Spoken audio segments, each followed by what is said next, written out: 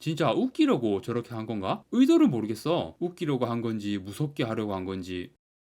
안녕하세요. 다양한 대중문화 콘텐츠를 리뷰하는 남자 머빈입니다. 이번 영상에서 리뷰할 작품은 2025년 7월 9일 개봉 한국 공포영화 괴기 열차입니다. 2021년에 나왔던 괴기 맨션이라는 작품과 세계관을 공유하는 사실상의 후속작이라고 합니다. 저는 괴기 맨션을 안 봤는데 두 작품 다 본 사람의 평가를 보니까 괴기 열차보다는 괴기 맨션이 좀 더 낫다고 하더라고요. 괴기 열차의 주연 배우는 주현영이고요. 저는 SNL 주기자 시절부터 되게 호감인 배우라서 사실상 팬이라고 할 수 있죠. 2021년에 주기자로 유명해져서 대세가 된 이후에 이상한 변호사 우영우의 동그라미 역할을 비롯해서 출연작들이 꾸준히 나왔지만 뭔가 대세다운 왕성한 활동을 하는 느낌은 아니었어요. 특히 장편 상업영화 첫 주연작이 바로 이 괴기열차거든요. 주기자로 뜬 이후에 스크린에서 주연역을 보기까지 꽤 오래 걸린 느낌도 드네요. 저는 이 영화를 주연영이 주인공이기 때문에 본 거고요. 호러 장르에서 어떤 모습을 보여줄지 기대를 하고 봤습니다. 이 영화는 옴니버스 형식의 공포물이라고 할 수 있습니다. 주연영이 연기한 다경이라는 이름의 주인공 캐릭터는 호러 유튜브 채널을 운영하는 유튜버입니다. 그런데 순수 개인 유튜버가 아니라 어디 회사에 소속되어서 채널을 운영하고 있는 것 같더라고요.